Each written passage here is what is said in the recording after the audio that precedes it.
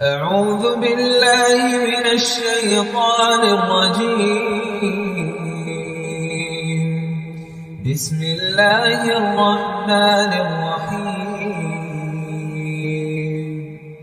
الحمد لله الذي أنزل على عبده الكتاب ولم يجعل له عوجا قيما لينذر بأسا شديدا من لدنه ويبشر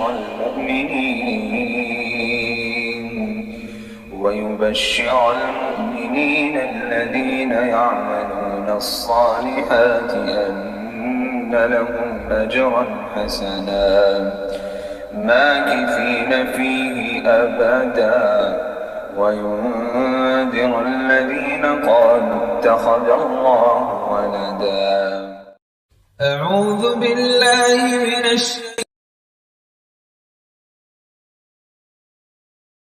اعوذ باللہ من الشیطان الرجیم. بسم اللہ الرحمن الرحیم.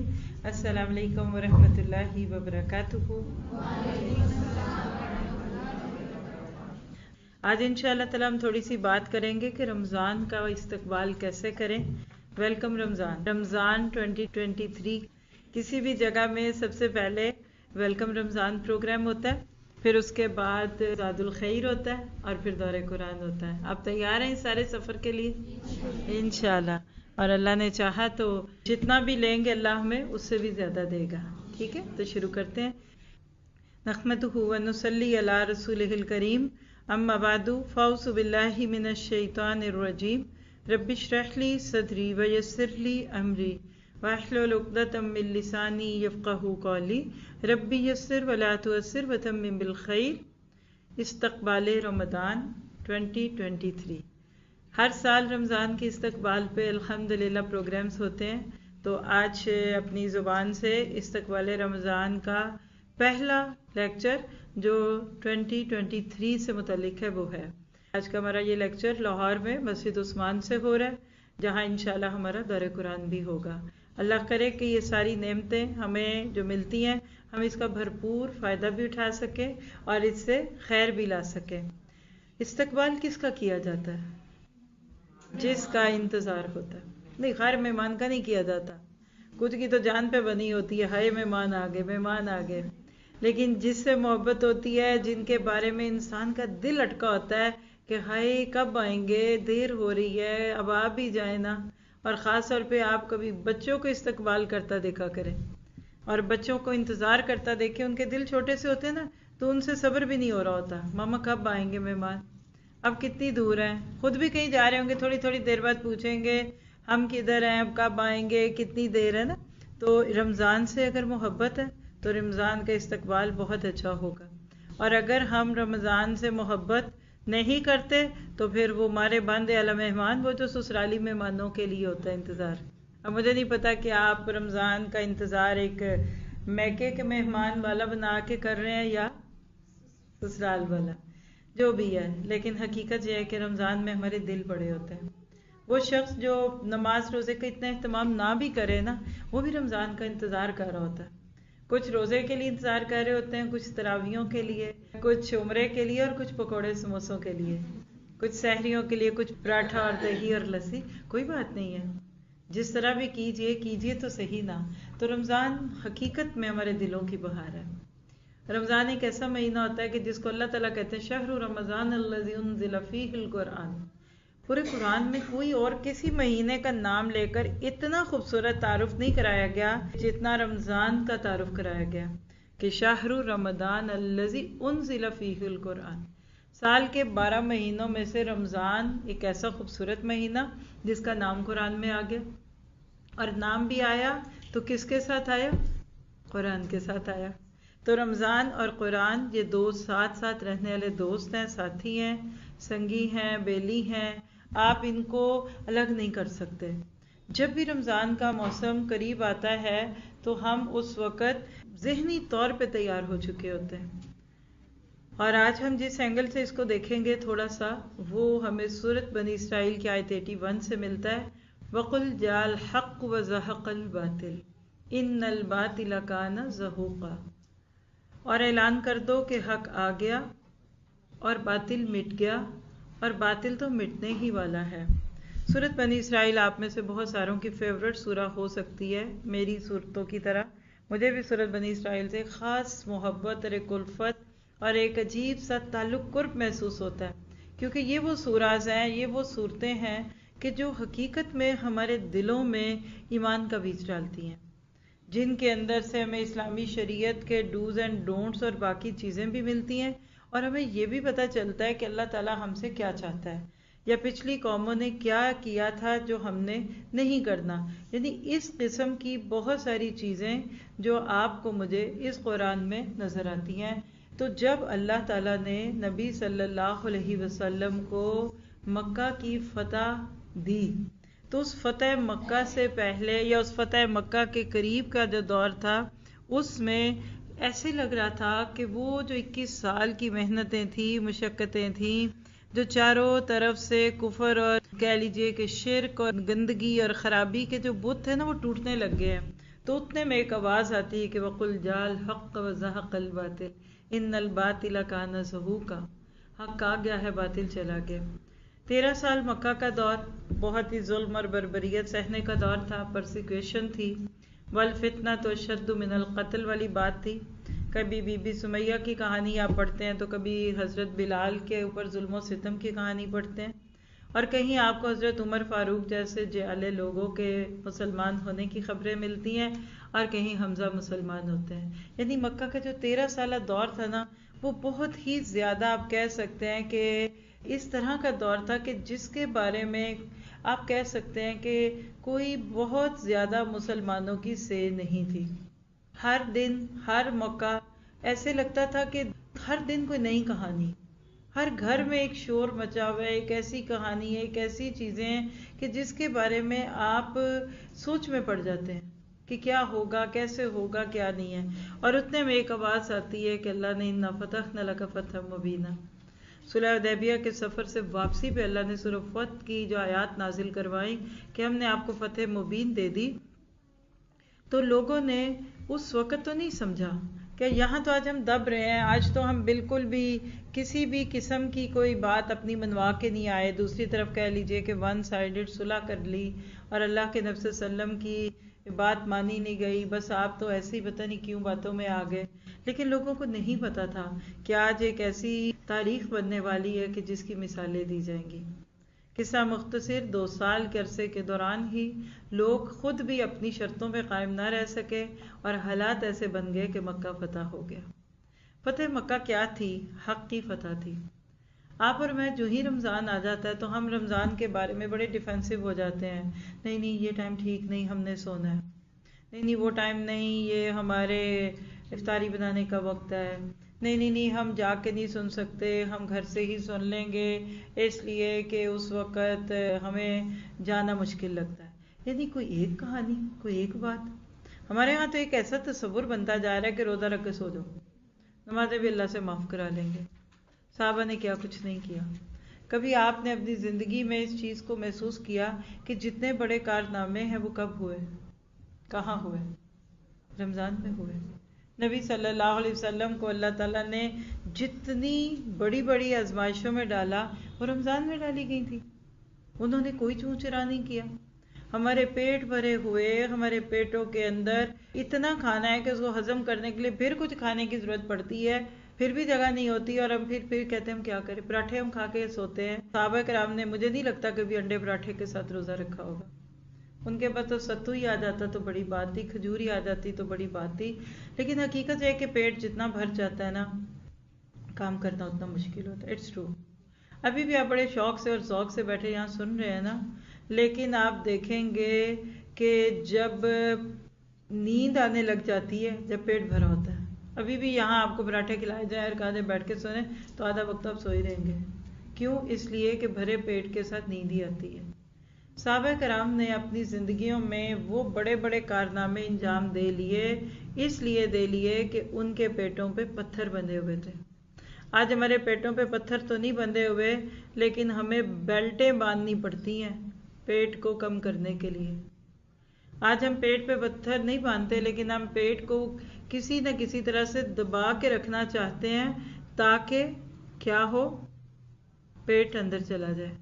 اور ان کو پیٹ پہ پتھر باندھنے پڑتے تھے کہ پیٹ پچک کے یہ جو بیچ میں ہمارے کسی کام کے رستے میں جو رکاوٹ بن رہا ہے نا، یہ نہ رہے. وجہ کیا تھی؟ اس بات کو محسوس کیجئے اور آج کے اس دور کے کرنے کے کاموں کو محسوس کریں. امن بھی ہے، چین بھی ہے، سب کچھ ہے، نہ دشمن کا خطرہ. اللہ کی رحمتیں ہی ہیں، بھوکے تو کوئی نہیں سوتے. اس کے باوجود آج ہماری پروڈکٹیوٹی کیا ہے؟ آج ہمیں جب بھی کبھی دین کے کسی کام کی دعوت دی جاتی ہے، دین کا کام کیا ہے؟ آج ہمارا اپنی فائدے کا کام ہے، اپنی دنیا سنوارنی، اپنی آخرت سنوارنی. اللہ نے اپنی نسلوں کے لیے اگر ہمیں اس دنیا میں کوئی ایک اچھا کام کرنے کا موقع دینا ہے تو ہم اس پہ پریشان ہو جاتے ہیں. کیا کریں جی، کیسے ہوگا، بہت مشکل ہے، وہ ہے، دس اینڈ دیٹ. نہیں.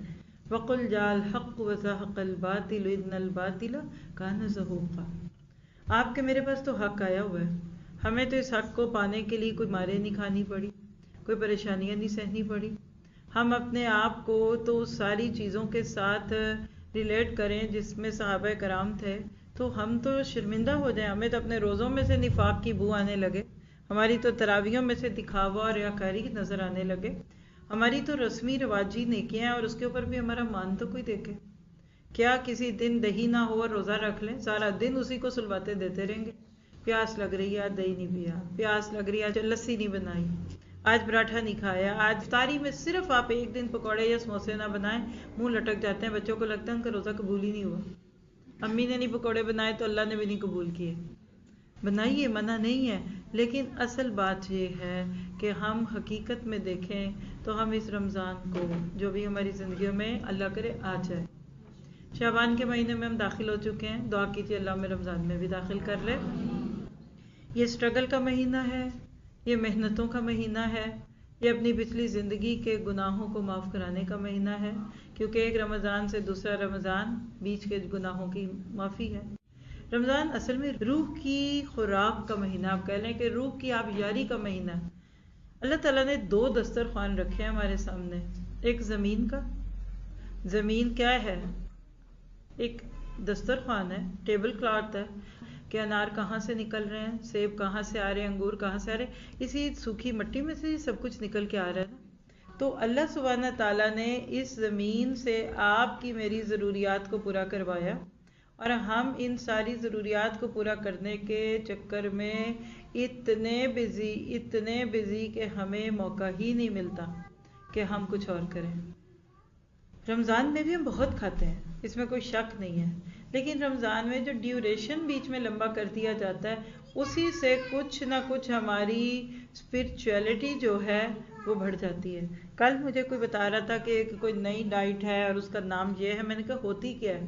تو اس میں انہوں نے کہا کہ آپ کو ڈائٹ پلان چوز کرنا پڑتا ہے، کم سے کم ڈیوریشن شاید 14 آورس تھا جس کے بیچ میں کچھ نہیں کھانا، اور اس سے بڑھ کر اب 22 گھنٹے تک بھی کچھ نہ کھائیں تو آپ بہت جلدی ویٹ لوز کریں گے.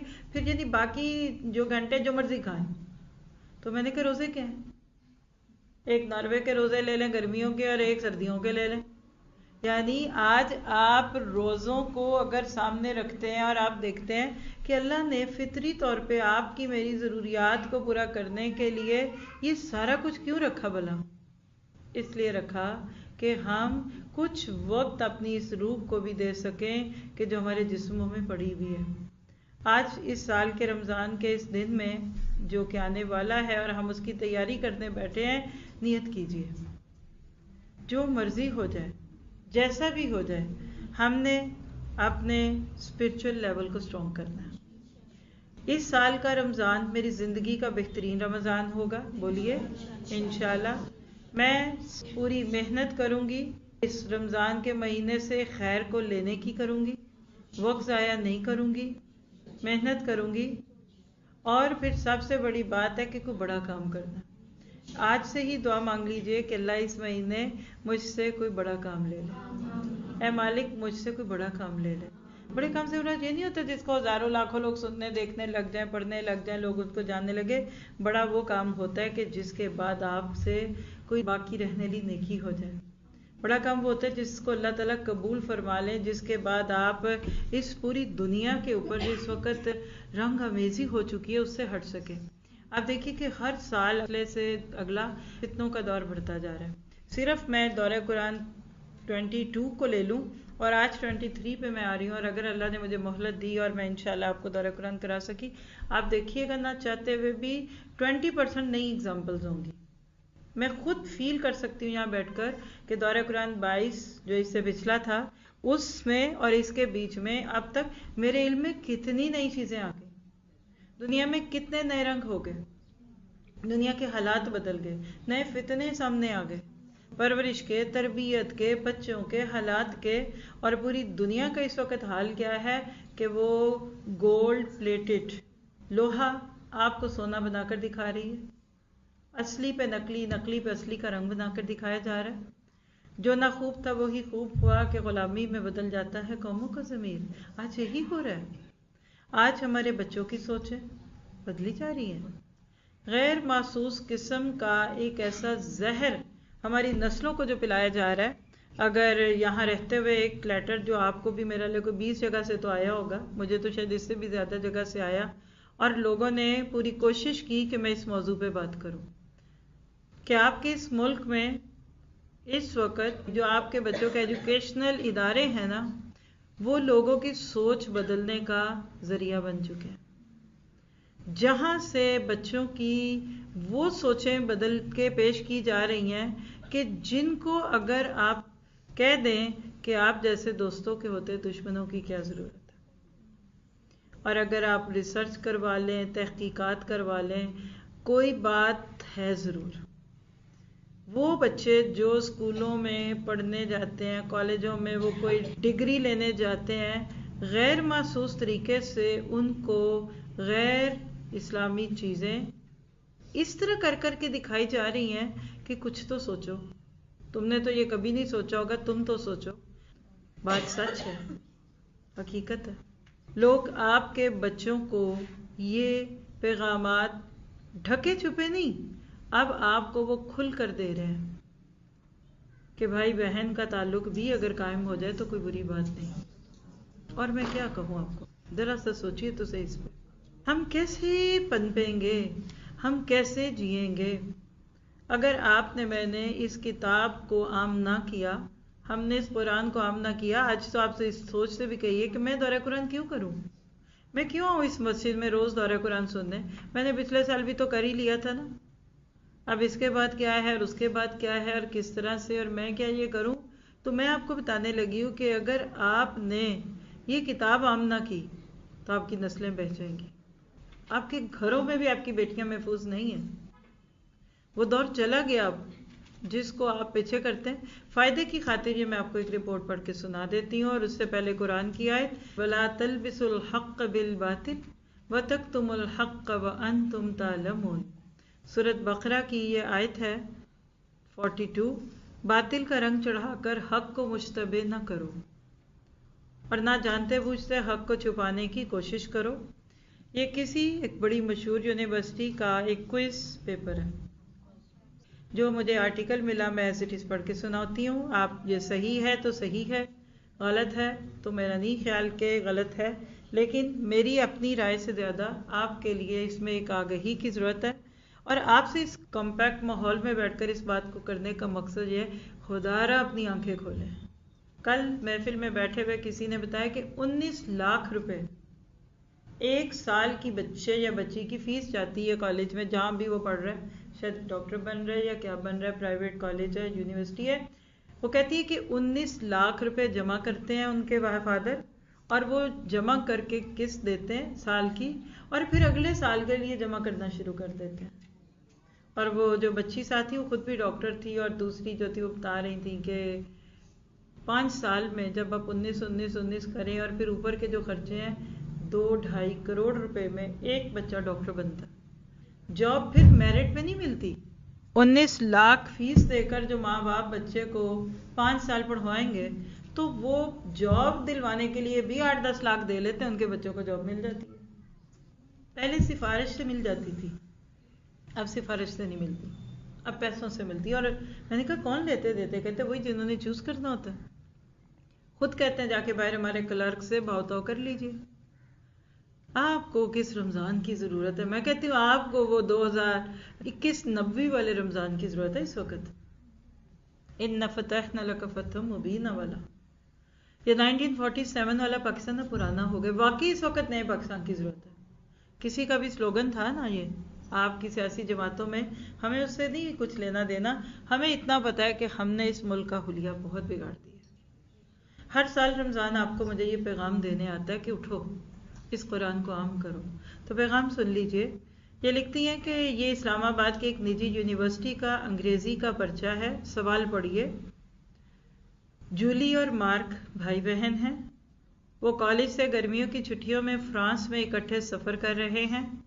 ایک رات وہ ساحل سمندر پر ایک کیبن میں اکٹھے گزارتے ہیں. وہ یہ فیصلہ کرتے ہیں کہ یہ رات اگر وہ پیار کرنے میں گزار دیں تو یہ بڑا پرلطف کام ہو سکتا ہے. کم از کم یہ ان کے لیے ایک نیا تجربہ تو ہوگا. جولی پہلے ہی سے یعنی پریونشن کی دوائیاں کہ بیبی نہ ہو مانے حمل ادویات استعمال کرتی تھیں، اور مارک بھی کچھ ایسی ہی چیزیں اپنے پاس رکھتا تھا تاکہ حفاظتی اقدامات برقرار رہیں. دونوں نے بہت لطف اٹھایا اور بہت پیار کیا، لیکن انہوں نے فیصلہ کیا کہ یہ بات کسی اور کو نہیں بتانی اور ایسا پھر کبھی نہیں کرنا.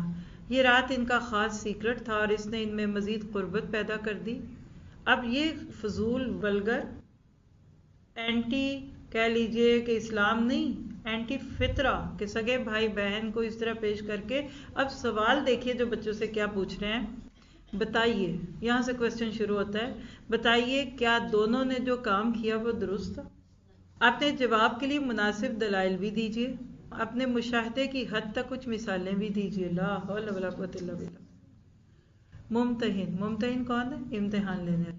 ممتحن کا ذوق اور اس کے خاندانی معاملات کیا ہے، اور ان سب کا باہمی مشاہدہ کیا ہے، اور ان میں قربتوں کا عالم کیا ہے، اور ان مقامی جنٹل مینوں کی باہمی قربتوں کی کہ حفاظتی انتظامات کیا ہیں، اور طالب علموں کے لیے مشاہدے کی سہولت میسر ہے یا نہیں. اس سے ہمارا کوئی لینا دینا نہیں، یعنی اس سے ہمارا کوئی لینا دینا نہیں، ان کا ذاتی معاملہ ہے. لیکن پاکستان کے تعلیمی ادارے میں ایسا سوال کیسے پوچھا جا سکتا ہے؟ کیا خود لوگوں کے ذہنوں میں بات ڈالنے والی بات نہیں؟ کیا یہ سپون فیڈنگ نہیں؟ چھوٹے سے بچے کے سامنے آپ ایسی فضول باتیں کریں گے تو کیا وہ ٹیچر سے یا ماں باپ سے کوئی بات پوچھے گا نہیں؟ یہ لکھتے ہیں کہ مجھے یاد رہا ہے کہ ایسا ہی ایک سوال علامہ اقبال اوپن یونیورسٹی کے پرچے میں بھی پوچھا گیا تھا کہ اپنی بہن کے فگر پر نوٹ لکھیں. متعلقہ شعبے کے سربراہ سے میں نے ٹاک شو میں سوال پوچھا تو وہ کہنے لگے اس میں کیا غلط تھا، یعنی کیا بری بات ہے؟ میں چاہتے ہوئے بھی یہ نہ کہہ سکا کہ آپ اپنی بہن کے فگر پر آن لائن گفتگو یہی فرما دیں تاکہ باقیوں کو معلوم ہو کہ ایسے سوال کا جواب کیسے لکھا جاتا ہے، یعنی طریقہ سکھا دیں.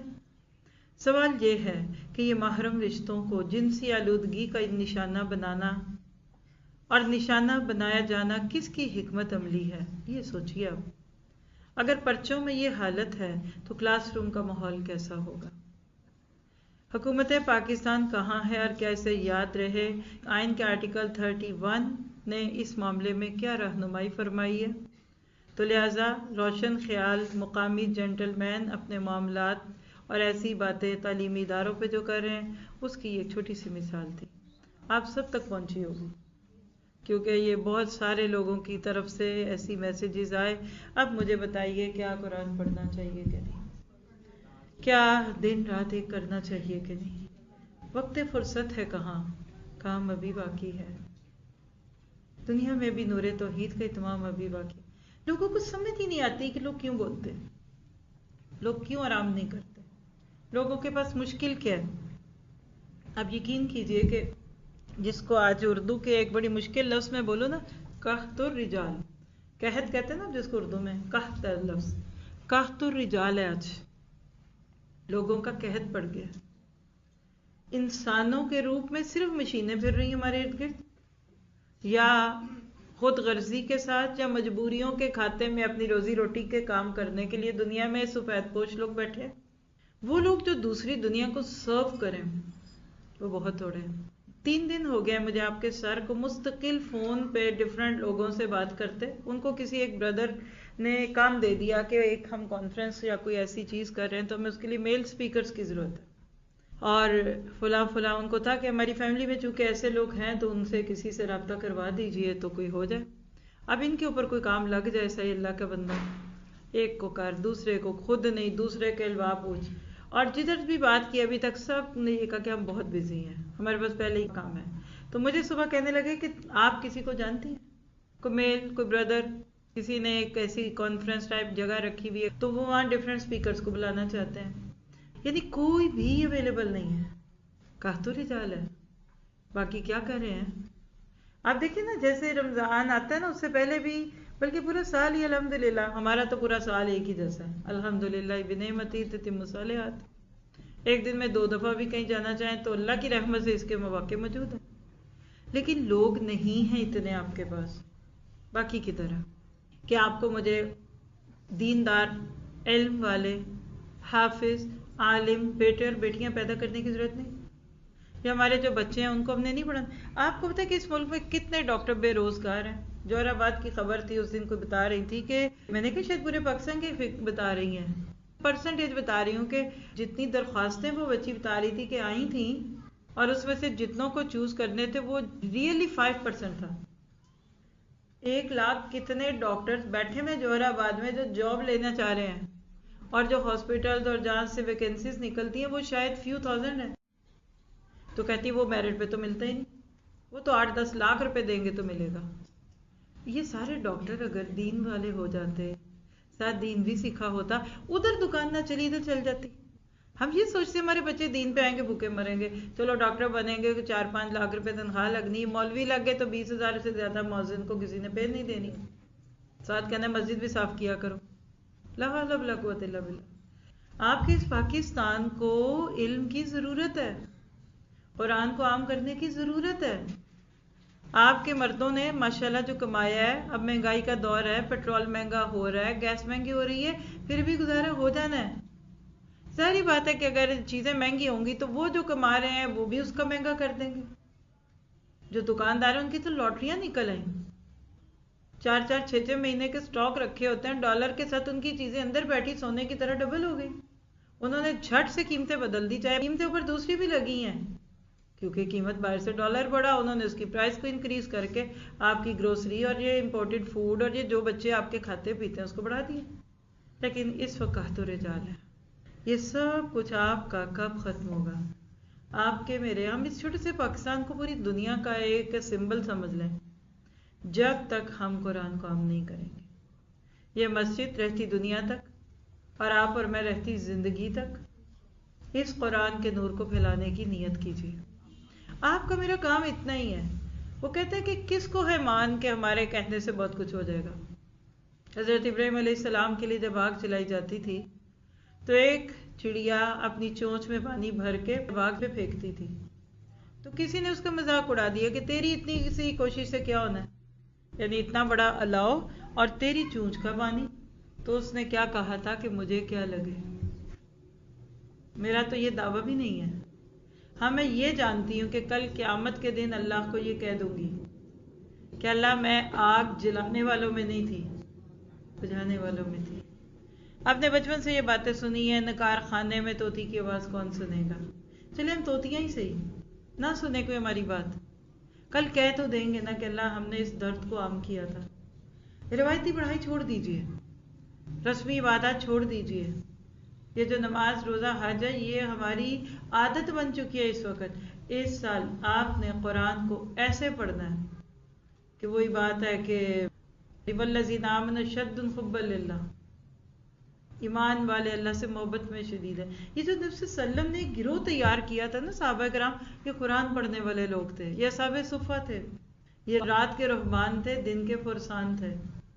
یہ راتوں کو اللہ کے آگے روتے تھے اور دن میں دشمنوں کی آنکھوں میں آنکھیں ڈالتے تھے. کون تھے آپ کو پتا ہے کہ مدینہ میں کوئی آرمی تھی، فوج پاکستان، نیول اور آرمی اور ایئر فورس، مدینہ کی ریاست کی فورس کون تھی، کس کو پتا ہے؟ کبھی آپ نے سیرہ پڑھتے ہوئے، صحابہ کی زندگیاں پڑھتے ہوئے کبھی پڑھا، کبھی سنا کہ یہ جی سٹینڈنگ آرمی ہے، یہ فلاں، ان کا خرچہ، ان کی روٹی پانی رکھو؟ یہ صحابہ صفہ 70-80 لوگ جو تھے، یہ قرآن پڑھنے والے وقت پڑھنے پہ مختلف گروہوں میں بھیجے جاتے تھے. قرآن والی تھی فوج، آرمی تھی. زبانوں پہ ان کے قرآن ہوتا تھا جب تلواریں چلتی تھی. تبھی تو سورۃ نساء میں اللہ نے ان کی نمازوں کے طریقے تک بتا دیے.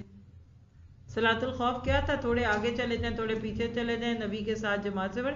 یہ وہ لوگ تھے جو میدان جنگ میں بھی جماعت کی نمازیں نہیں چھوڑتے تھے، کیونکہ ان کو عادت تھی. وہ کہیں گے اللہ کے نبی، ہم میدان جنگ میں آئے ہیں تو اب ہماری نمازیں قضا ہو رہی ہیں، ہمیں تو گلٹ ہو رہا ہے. آج جب تک آپ کے بچے، ینگ بچے، ان کے اندر قرآن نہیں آئے گا، بات نہیں بنے گی. پہلی دفعہ ہمارا ایک کورس ایسا آفر ہوا ہے کالج میں جوہر آباد میں کہ میرے سامنے لڑکیاں اور اسی کے دوسرا جو ان کا کیمپس لڑکوں کا ادھر ساؤنڈ سسٹم تھا تو ینگ بچے بھی تھے. آپ سوچ نہیں سکتے کہ جو درد اور جو خوشی اور جو محبت، اس کے ملے جلے جذبات اس وقت میرے دل میں.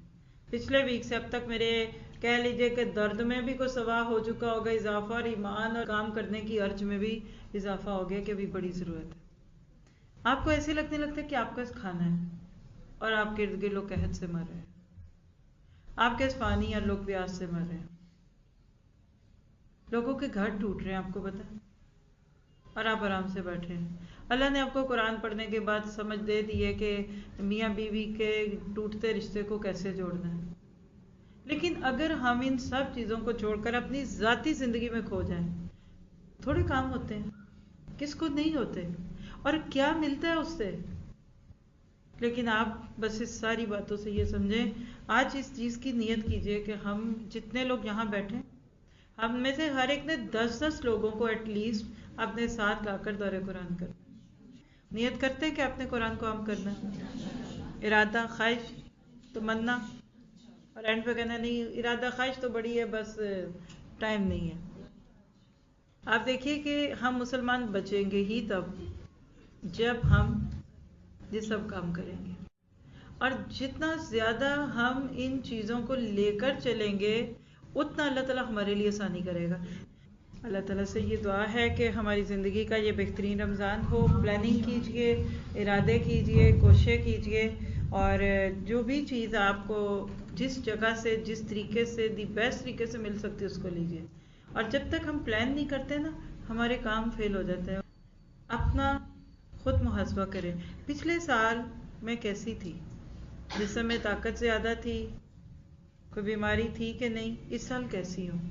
آپ پچھلے ایک سال سے اپنے اس ایک سال کو ریلیٹ کر کے دیکھیں، انشاءاللہ آپ دیکھیں گے کہ آپ کو سوچنے کا موقع ملے گا. آپ رمضان موڈ میں آ جائیں. جیسے آپ جہاز میں جاتے ہیں تو اپنے فون کو ایروپلین موڈ میں کر دیتے ہیں نا، اس طرح آپ رمضان موڈ میں آ جائیے. یہ جو شعبان کا مہینہ ہے، اس میں اپنے چھٹے ہوئے روزے پورے کر لیں، کیونکہ اگلا سال شروع ہو گیا تو میں بھی کچھ پینلٹی بھی دینی پڑ جائے. اور اس میں شعبان میں ویسے بھی کثرت سے نفل روزے رکھے جاتے ہیں، تو آپ لوگ کوشش کریں کہ جو بھی اپنے روزے ہیں وہ پورے کر لیں. تو اللہ تعالیٰ سے دعا ہے کہ اللہ تعالیٰ ہم سب سے یہ قبول کرے. ربنا تقبل منا انک انت السمیع العلیم وتب علینا انک انت التواب الرحیم وصلی اللہ تعالی خیر خلقہ واصحابہ اجمعین برحمتک یا ارحم الراحمین آمین. رب ارحمہما کما ربیانی صغیرا. ربنا هب لنا من ازواجنا وذریاتنا قرۃ اعین واجعلنا للمتقین اماما. ربنا آتنا فی الدنیا حسنۃ وفی الآخرۃ حسنۃ وقنا عذاب النار. ربنا ظلمنا انفسنا وان لم تغفر لنا وترحمنا لنکونن من الخاسرین. یا حی یا قیوم برحمتک نستغیث. اللہم اغفر لحینا ومیتنا وشاہدنا وغائبنا وذکرنا وانثانا. اللہم من احییتہ منا فاحیہ علی الاسلام ومن توفیتہ منا فتوفہ علی الایمان. اللہم لا تحرمنا اجرہ ولا تضلنا بعدہ. اللہ تعالیٰ آپ سب کی دعائیں قبول فرمائے، آپ کے بچوں کو آپ کی آنکھوں کی ٹھنڈک بنائے، ان کو دین دنیا میں کامیابیاں عطا فرمائے، شوہروں اور بیویوں کے دلوں میں محبت ڈال دے. اللہ تعالیٰ ہمارے استادوں پہ رحم فرمائے. یا اللہ ہمیں بہترین صدقہ جاریہ بنا، ہمارے ماں باپ جو زندہ ہیں ان کو صحت اور عافیت والی زندگی دے، جو دنیا سے چلے گئے ان کی بخشش فرما، اور یا اللہ یہ رمضان ہماری زندگی کا بہترین رمضان بنے اور ہم ایک ایک سیکنڈ کا بہترین حق ادا کرنے والے بنیں، ابھی سے ہی ہم اپنے کاموں کو سمیٹنے والے بن جائیں، اور وہ وقت جو ہمارا بعد میں مختلف چیزوں میں لگنا ہے ہم اس سارے کو ابھی سے پلاننگ کے ساتھ استعمال کریں اور میکسیمم وقت ہم خیر کو پھیلانے اور دینے میں آ جائیں۔ جزاکم اللہ خیر۔ السلام علیکم ورحمۃ اللہ۔